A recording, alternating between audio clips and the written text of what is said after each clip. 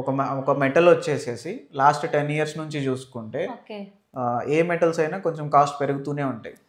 So think like 15-20 years తర్వాత నాకు ఇది వద్దు తీసేద్దామంటే ఈ రోజు పెట్టిన కాస్ట్లో మీకు 50-60% రిటర్న్స్ వచ్చేస్తాయి. ఓకే. సో అప్పుడు ఇప్పుడున్న వాల్యూ కాదు, ఆ టైంలో దీని వాల్యూ ఎంత ఉంటుందో ఈ మెటల్ వాల్యూ, ఆ వాల్యూ మీరు క్యాలిక్యులేట్ చేసి మీరు రీసైక్లింగ్ అనేది చేస్తారు. సో అక్కడ కూడా కస్టమర్ ఎవరైతే తీసుకుంటారో వాళ్ళకి ప్రాఫిటే అవుతుంది.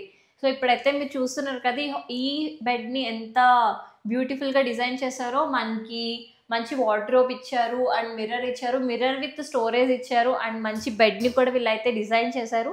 అండ్ మీరు ఆ కార్నర్లో చూస్తే మనకి స్టడీ టేబుల్ అది కూడా డిజైన్ చేయడం జరిగింది. అండ్ ఇప్పటి వరకు మనం అన్ని పాయింట్స్ కవర్ చేసాం అనుకుంటాను. నేను వారంటీ గురించి చెప్పాను అండ్ ఈ ఓవరాల్ బడ్జెట్ ఎంత అయింది అనే డౌట్ కూడా ఉంటుంది. అది కూడా నేను కమింగ్ ఇంకా మనకి ఇంకా రూమ్స్ ఉన్నాయి కవర్ చేయడానికి, అందులో నేనైతే డిస్కస్ చేసేస్తాను.